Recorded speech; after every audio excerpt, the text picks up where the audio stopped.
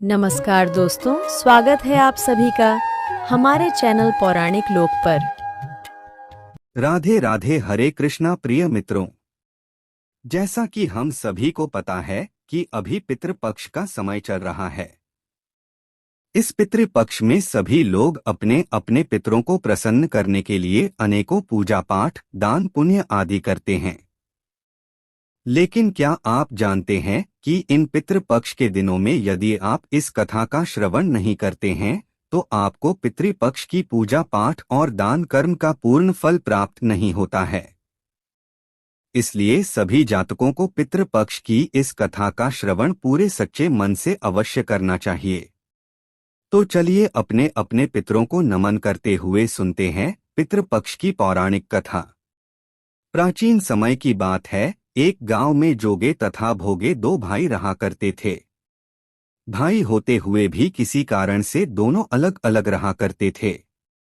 अलग घरों में रहने के बाद भी दोनों भाइयों में परस्पर बड़ा ही प्रेम था। जोगे का व्यापार अच्छा चलता था और वो बहुत ही धनी था, और भोगे का काम अच्छा नहीं चलने के कारण वो निर्धन था। जोगे के धनी होने के कारण उसकी पत्नी को धन का बहुत अभिमान था, किंतु भोगे की पत्नी बड़ी सरल और सहज स्वभाव की थी।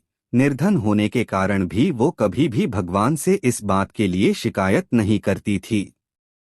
इसी प्रकार से समय बीता और भोगे का कामकाज अब और भी मंद हो चुका था। अपने कामकाज के चिंता में भोगे अब निरंतर बीमार रहने लगा था। भोगे की कमाई बंद होने के कारण उसका घर सही से नहीं चल पा रहा था। इसलिए उसकी पत्नी ने बाहर काम पर जाने का निश्चय किया। लेकिन तभी उसे पता चला कि उसकी जेठानी को किसी कामवाली की आवश्यकता है। उसने सोचा कि ऐसा करने से घर की इज्जत भी नहीं जाएगी और मुझे काम भी मिल जाएगा। ऐसा सोचकर भोगे की पत्नी अपनी जेठानी के घर गई और उससे काम मांगने लगी। जोगे की पत्नी ने सोचा कि उसकी देवरानी को नीचा दिखाने का यह एक अच्छा अवसर है, और इसलिए उसने अपनी देवरानी को काम पर रख लिया। देवरानी जेठानी घर में दिन भर काम करती, कपड़े धोती, खाना बनाती, बर्तन साफ करती और घर के अन्य सभी काम काज किया करती थी। और इसके बदले में उसकी जेठानी उसे फटे पुराने कपड़े, घर का बचा खुचा भोजन और महीने के कुछ पैसे दे दिया करती थी। ऐसे ही एक समय पितृपक्ष के दिन चल रहे थे। एक दिन जोगे की पत्नी ने उससे पितरों का श्राद्ध करने के लिए कहा, तो जोगे इसे व्यर्थ का कार्य समझकर टालने की चेष्टा करने लगा और अपनी पत्नी से बोला कि भला मरे हुए व्यक्ति को भोजन कराने से क्या ही लाभ होगा। किंतु उसकी पत्नी बड़ी ही चालाक स्वभाव की थी और वो समझती थी कि यदि ऐसा नहीं करेंगे तो लोग उनके बारे में बातें बनाएंगे। और यह समय उसे अपने मायके वालों को दावत पर बुलाने और अपनी शान शौकत दिखाने का उचित अवसर भी लग रहा था। अतः वह बोली, लगता है आप शायद मेरी परेशानी की वजह से ऐसा कह रहे हैं, किंतु इसमें मुझे कोई परेशानी नहीं होगी।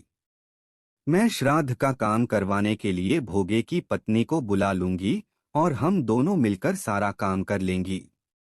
यह सब सुनकर जोगे श्राद्ध पक्ष में सभी को भोजन करवाने के लिए सहमत हो गया। फिर उसने अपने पति जोगे को अपने पीहर न्योता देने के लिए भेज दिया। दूसरे दिन उसके बुलाने पर भोगे की पत्नी सुबह सवेरे आकर काम में जुट जाती है। उसने रसोई तैयार की, अनेक पकवान बनाए और फिर बचा हुआ घर का सभी काम निपटा दिया। आज के दिन भोगे की पत्नी सुबह से भूखी थी, लेकिन वह फिर भी खुश थी कि उसने अपने पितरों के लिए भोजन तैयार किया था। अपनी जेठानी के घर के सभी काम जल्दी से निपटाकर देवरानी अपने घर जाने लगी। आखिर उसे भी तो पितरों का श्राद्ध तर्पण करना था। तभी उसकी जेठानी उससे बोली, रुक जारी, ये रात का बचा हुआ भोजन है, ले जाकर अपने बच्चों को खिला देना और खुद भी खा लेना। वह बोली, दीदी आज मुझे यह भोजन मत दो। इसकी जगह अगर आप मुझे थोड़ा गुड़, आटा और घी दे दो तो आपकी बड़ी कृपा। क्योंकि आज मैं भी अपने घर जाकर माता पिताजी का श्राद्ध करके उन्हें भोजन अर्पित करना चाहती हूँ।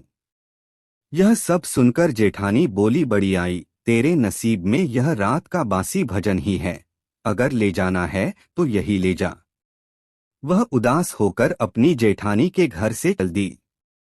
रास्ते में उसे बनिया की दुकान दिखाई दी तो उसने सोचा, क्यों ना मैं यहाँ से सामान ले लूं। जब वह बनिया के पास सामान मांगने के लिए गई तो उसने कहा कि बिना पैसों की मैं तुम्हें रत्ती भर सामान नहीं दूंगा, चल अब भाग जा यहाँ से, मेरा समय बर्बाद मत कर। यह सब सुनकर भोगे की पत्नी उदास होकर अपने घर लौट आई। घर जाकर वो देखती है तो उसे अपने घर में एक टुकड़ा गुड़ और थोड़ा सा आटा मिल जाता है और वह अपने पितरों को भोजन करवाने के लिए सभी तैयारियां शुरू कर देती है और एक गुड़ के टुकड़े से बना हुआ थोड़ा सा भोजन तैयार करके रख देती है।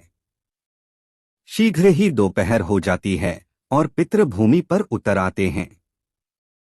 जोगे की पत्नी के मायके से सभी लोग उसके घर पहुंच जाते हैं और उसका घर उसकी शान शौकत को देखकर उसकी प्रशंसा करने लगते हैं। जोगे की पत्नी अपनी प्रशंसा सुनकर इतनी मगन हो उठती है कि बिना पितरों को भोजन दिए अपने रिश्तेदारों को भोजन करवाने लगती है। ऐसा करने से जोगे के घर पर बना हुआ सारा भोजन जूठा हो जाता है। जोगे भोगे के पितर जब धरती पर आते हैं तो पहले जोगे के यहाँ गए तो क्या देखते हैं कि उसके ससुराल वाले वहां भोजन पर जुटे हुए हैं। उसके पितर निराश होकर अपने दूसरे बेटे भोगे के यहाँ चले जाते हैं।